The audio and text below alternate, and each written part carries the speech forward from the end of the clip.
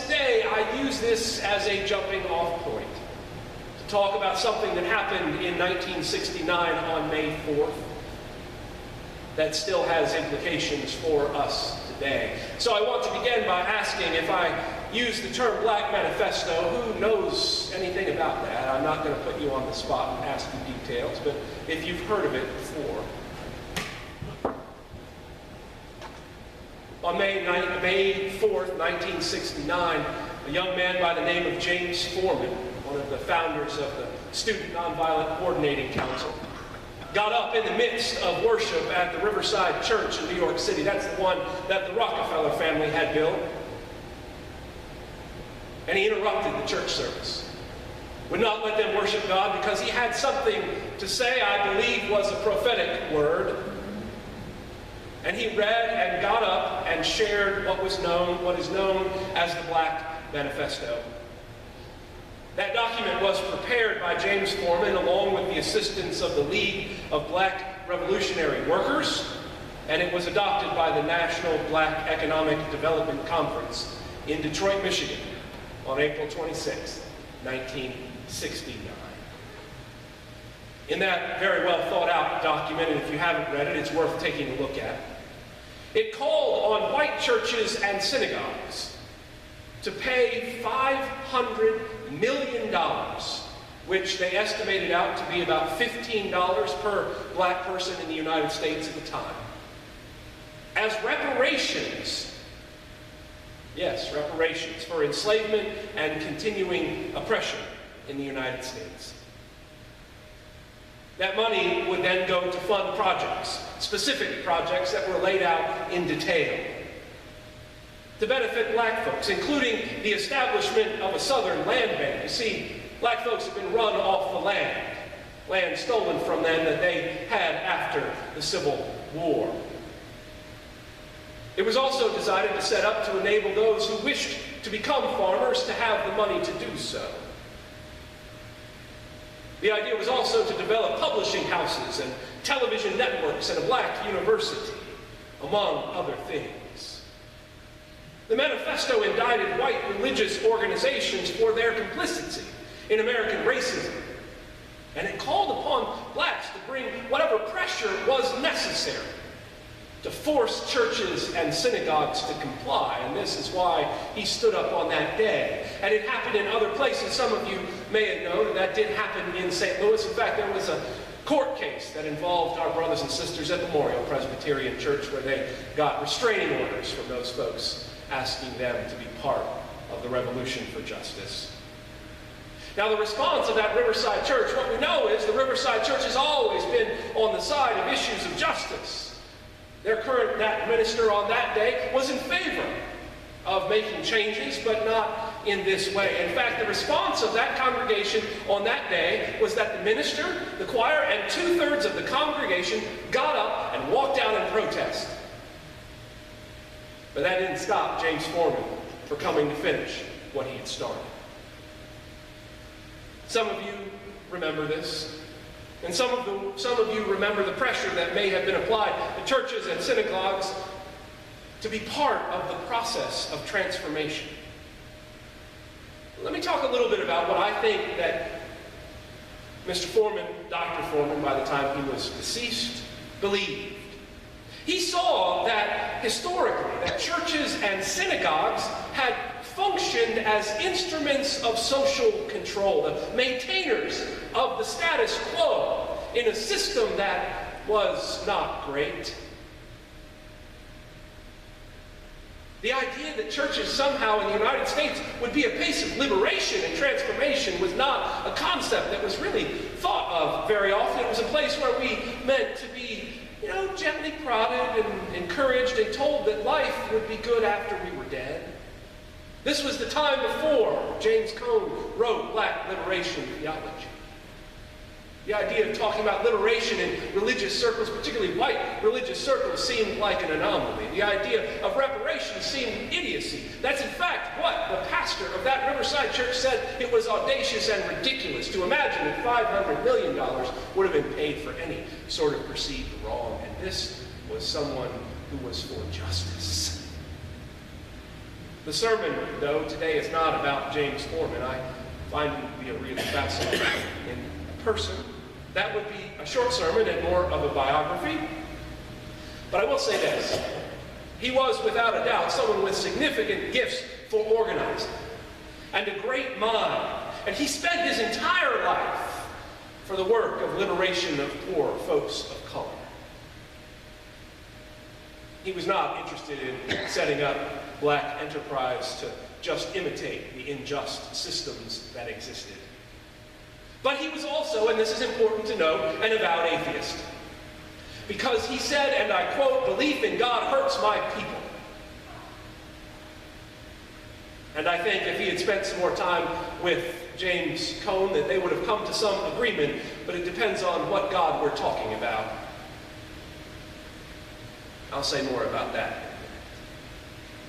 And in many ways, the truth of the matter is, and I will say it here, Forman wasn't wrong. Because whenever theology says our life right now is of not extreme importance to God, that God will take care of all the troubles of the world after we are dead and we don't have to do anything about it, it can cause us to stand passive in the face of injustice. Any theology that exists that keeps us from thinking we have a hand in making things right is wrong. In the face of poverty, in the face of oppression, in the face of death, in the face of things like the prison industrial complex and people who make fortunes working in poor communities under the guise of trying to help them. If our faith does not say no to these things, if our faith says be patient and wait, it is not a faith that is good for those who are oppressed, and as James Cone has said, it is not a faith that is rooted in the life, death, and resurrection of Jesus Christ. So for that, we need to thank Forman and others for showing us that that way of being in the world is not faithful. After all, in the Gospel of John, Jesus makes it really clear. I came that you might have life abundantly, not someday, not down the road, not after you're dead, but today. Jesus wasn't kidding. We need to stop pretending like he was. No, this sermon isn't about James Cone or James Forman. It is about reparations. Something that in 1969 seemed cutting edge, and today we barely think it's actually possible. Who's going to manage that? And you can't just hand out the money, and that was never the intention to begin with. Let me say this. The call in the Black Manifesto was to make right a fundamental American reality. To make it right again. Because it never had been. Talk about what that was in just a moment. But true reconciliation and hope and renewal can't come with just a, "I'm sorry, can't we move on?" Restitution has to be made. Think about in your own lives. When someone wrongs you, to be back in relationship with them requires something. Not just words and talk. But one of the fundamentals of our American society that we do not talk about enough is that this entire country was built on free labor. Free labor. The White House, the Capitol, our railroad system, Wall Street. And we believe that at the Civil War, that slavery in America became illegal. But slavery is still legal in the country today. What does the 13th Amendment say? Slavery is illegal with an exception. That exception is for committing a crime. You're a prisoner. You go to jail and you can be enslaved, and it's written right in the Constitution. And guess what? After the Civil War, that's exactly what happened. They put in the black codes, the vagrancy laws, and so they rounded up black men because somebody had to pick the cotton. To keep the textile industries in the North going, to keep Wall Street going and the banks growing. And so they were put back in the cotton fields. And when did free prison labor end? It hasn't. And it is ramping up again today. So this idea about reparations really isn't all that ridiculous then or now. But when people bring it up, they always say, well, how's that going to work? Who will pay for that? Maybe not a wall. My family never owned slaves. Why is it that I have to blah, blah, blah, blah, blah, blah, blah? Because we all stand up and benefit. And we all are crushed in the same ways. By the same system that was developed and built on a broken understanding. And so the Black Manifesto came along and just pointed out what had been wrong. There's a whole lot of folks that are getting a whole lot of rich on a whole lot of free labor. Maybe we turn the tide and maybe level things out just a little bit. Provide economic opportunity, education, and access. And people laughed at it as just too ridiculous. But we'll build a wall. Oh, wait, that's today. So the question then that we have to come up with is, what does our faith say to this? I don't gonna stand here and say the only way forward is to embrace Forman's understanding of atheism because, well, you already know that that's not going to happen by now. I want to take us back to the book of Exodus because our faith has something to say to it. You might remember that story. There was a group of enslaved people, and guess what they were enslaved for? The building of a nation. Building of monuments, building of cities. And lo and behold, these two strange folks, Moses and Aaron, come, and they come to Pharaoh and say, our God, and Pharaoh says, I don't know anything about your God, I don't care, don't get in the way of my economic engine. You people are lazy. It's all in there. It's worth reading again. I won't do that this morning, though. We want to give them a day off and let them go out in the wilderness and worship God, and Pharaoh says, oh no, you don't get a day off. I'm actually going to raise the quota and give you less supplies and make it harder on you. And by the time it's over, the arrogance of the economic engine of Egypt comes crashing down. They sacrifice their firstborn children just to get another tax cut. Or something like that. But here's the part that we don't talk about in the story. The people were let go, and there was Passover. But guess what happened as they left? The people of Egypt came out and gave the former Hebrew slaves all of their gold and silver and jewels. They gave them reparations and said, go away. Right there in the Bible in Exodus. You got to make restitution. Now, in response to Forman's others' Black Manifesto, churches did step up. Institutions did step up and gave significant sums of money in some ways. But the one thing they didn't give up was control of that money. Presbyterian Church did respond. In fact, even I forgot what year it was, James Forman was invited to come and speak at one of our general assemblies. We created what is known and still working today as the self-development of people.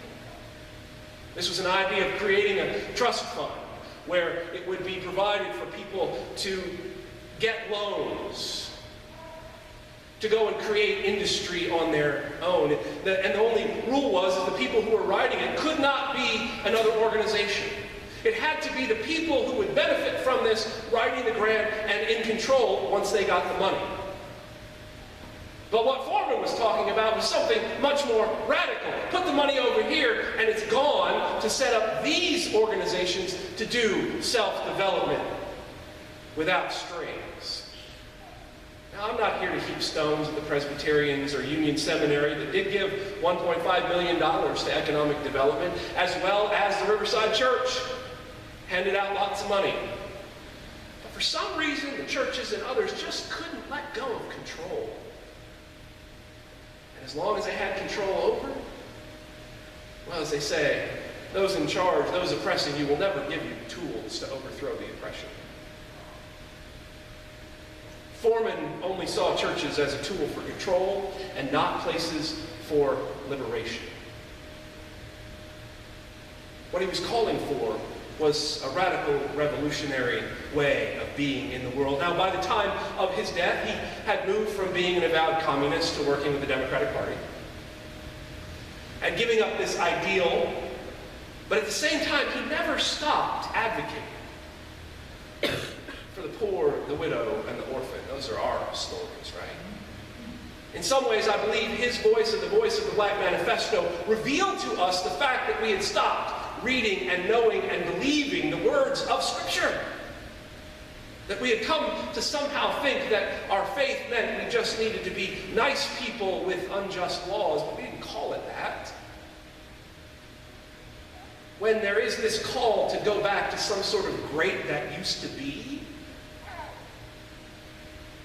it feels like what we're asking for is to go back to a time of the unjust laws, more inequality, more oppression, less opportunity for those who have been left out. And so that's why as churches we need to stand up and say no.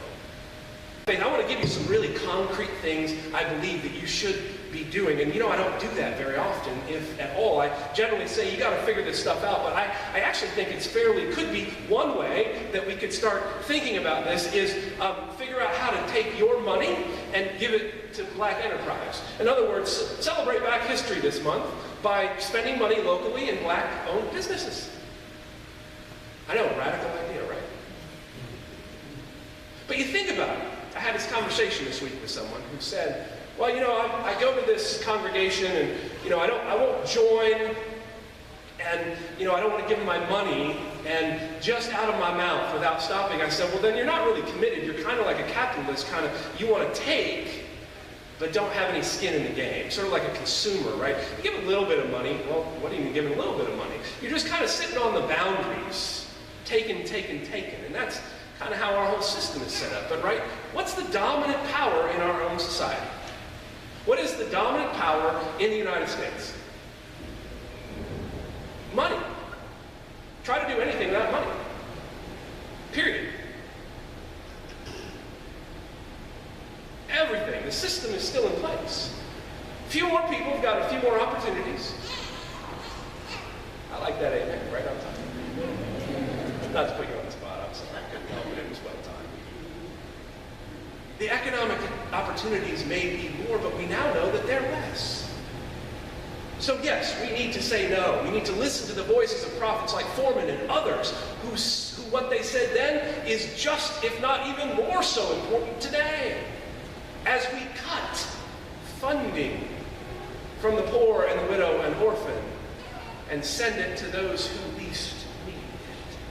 So maybe as you celebrate Black History Month, don't necessarily buy a Coke just because Dr. King's image has been sold for that. Sorry, I have to say that every year. But instead, figure out where you're going to put your money. You might volunteer, you might be part of something, you might advocate for policies, you might do all of that. But there are simple ways. Decide where you're going to spend your money. Because it was about economics that Forman was talking about at its heart. And the Bible, again and again, talks about economics, but we don't often talk about it. It's written into our faith. And I think we need to listen again, and if you haven't done it, take a look. Go find the Black Manifesto, read it, and see what kind of power that those men and women had as they developed this idea and saw really clearly. This is the other thing about prophets, by the way, is they're able to see really clearly what's broken in very detailed ways and then say, here's how we might be part of this. So, figure out where you're going to spend your money in the coming months. Continue to open your eyes to the ways in which we are still in that same world. Maybe you're one of those folks that says reparations can't possibly happen. It's just something about it in your soul says, I just don't know. Spend this month wrestling with that one too. Figure out why it's actually a good idea. It's written into the text of our scriptures. And I believe wholeheartedly, that is the calling of our faith. Amen.